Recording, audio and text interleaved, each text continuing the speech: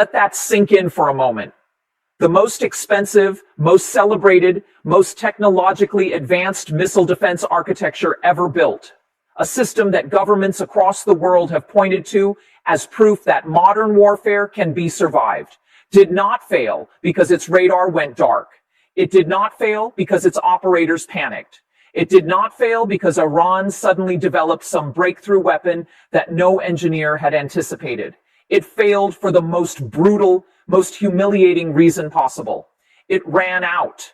Over Tel Aviv, on a single night, 23 Iranian strikes reportedly reached their targets, while billions of dollars worth of radar equipment tracked every single one of them in real time and did absolutely nothing.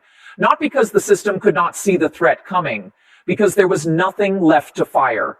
And if that does not stop you cold, nothing will. CNN will show you the footage. BBC will count the casualties. Reuters will quote the spokesman. I am going to show you what actually broke that night. Not a weapons system, not a military strategy, a mathematical certainty that was engineered into this conflict from the very beginning, and that every serious defense analyst saw coming years before the first Iranian drone ever crossed Israeli airspace. In the next 20 minutes, I am going to give you 3 things that no mainstream outlet is giving you right now. First, why this was not a military failure. It was an economic outcome that was calculated, predicted, and deliberately triggered. Second, who is counting money right now because of what happened over Tel Aviv?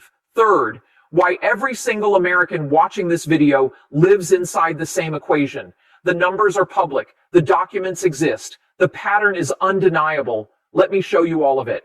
Before we go any further, I need to establish something clearly. Everything I am about to walk you through is drawn from publicly available defense publications, confirmed system specifications, congressional testimony, and documented procurement records.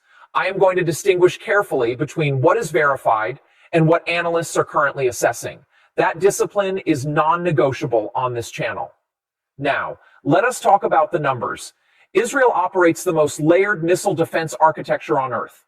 3 distinct tiers, each designed to engage threats at different altitudes and ranges, each carrying a price tag that would make your eyes water.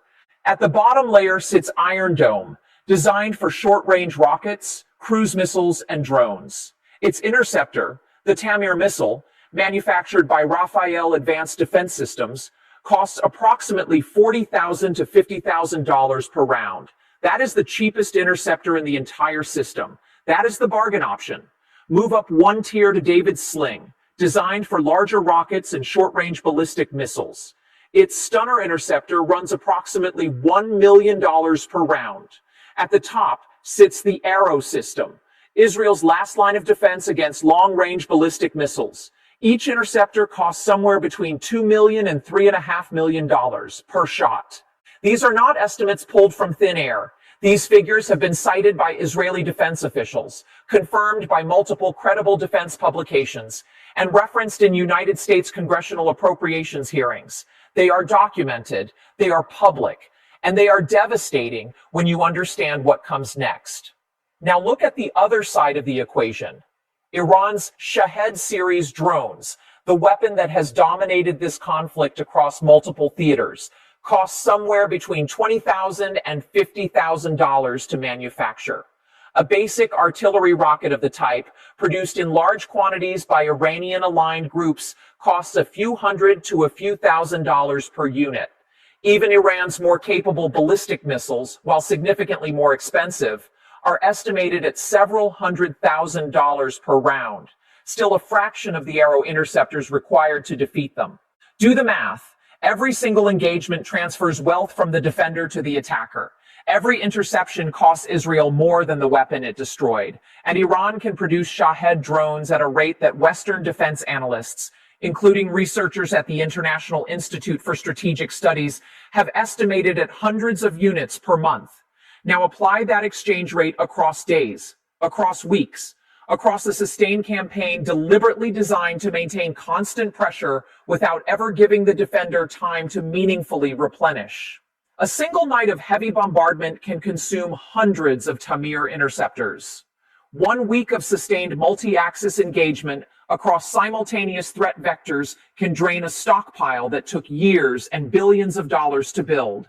The production rate for replacement Tamir interceptors, even with emergency surge manufacturing underway at Rafael facilities, even with American financial support flowing through supplemental defense aid packages, is measured in hundreds of rounds per month, not thousands, hundreds. The gap between consumption rate during active defense and production rate during emergency manufacturing is not a logistics problem.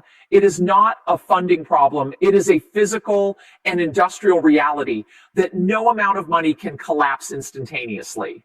According to reporting from regional outlets and open source intelligence analysts tracking this conflict in real time, 23 Iranian strikes reached targets inside Tel Aviv in a single night. The specific claim that this occurred because Israel's interceptor stockpiles were depleted to the point of comprehensive defense failure has been assessed by multiple credible defense analysts, though precise inventory figures remain among the most tightly guarded secrets in the Israeli defense establishment. But here is what does not require classified access to understand. The consumption curve was always going to cross the supply curve. The only variable was the date on the calendar when it happened.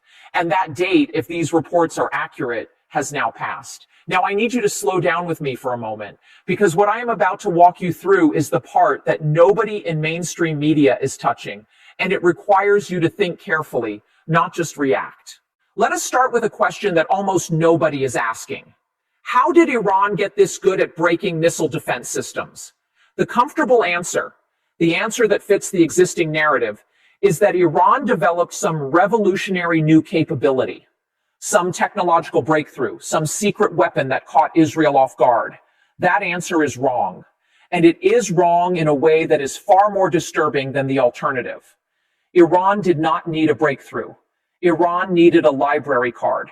The doctrine of saturation attack, overwhelming a missile defense system not by defeating its technology, but by exhausting its finite ammunition supply, is not a classified Iranian military secret. It is documented in open source military literature. It appears in wargame analyses published by Western think tanks. It has been discussed in professional defense journals for decades. The fundamental mathematics of interceptor depletion have been modeled, published, and argued about in the pages of journals that anyone with an internet connection can read tonight. Iran watched Russia deploy Shahed drones against Ukrainian air defenses beginning in the fall of 2022.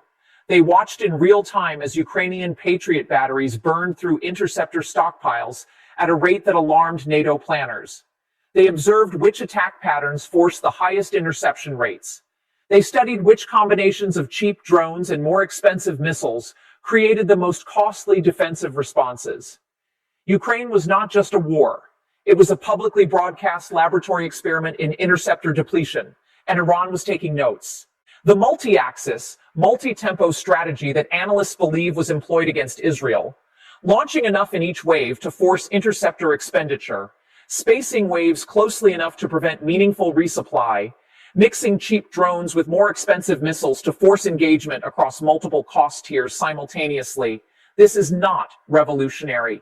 It is basic attrition warfare applied to the domain of air defense. It has been described in open literature for years. The only thing that is new is that we are now watching it executed at scale against one of the most sophisticated defensive architectures ever constructed.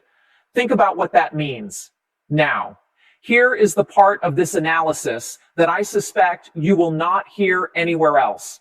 And I want to be precise about how I frame this,